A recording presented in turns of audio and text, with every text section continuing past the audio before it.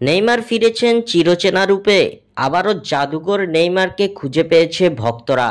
দর্শক, নেইমার কি আবারও ব্রাজিলের জার্সিতে মাঠ মাতাতে পারবে? আপনাদের কি মনে হয়? মতামত আমাদের কমেন্ট করে অবশ্যই জানিয়ে দিন।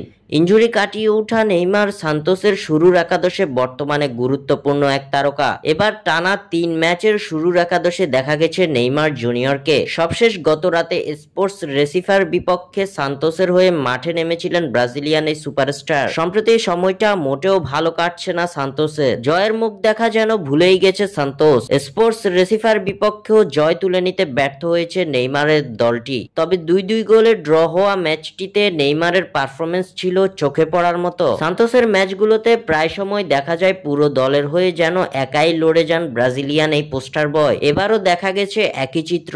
স্পোর্টস রেসিফার বিপক্ষে দল ড্র করলেও চেষ্টার কমতি ছিল না নেইমারের। ম্যাচ শেষে নেইমারের রেটিং পয়েন্ট ছিল 7.3। এদিন সান্তোসের হয়ে 90 মিনিট মাঠে ছিলেন নেইমার। এই 90 মিনিটে ব্রাজিলিয়ান তারকা সফল ড্রিবল করেছেন একবার। ম্যাচের সর্বোচ্চ চান্স ক্রিয়েট করা খেলোয়াড়টিও ছিলেন ব্রাজিলিয়ান এই সুপারস্টার। সর্বোচ্চ 4 বার চান্স ক্রিয়েট করেন তিনি। তবে এই ম্যাচেও সর্বোচ্চ ফাউল করা হয়েছে নেইমারকে।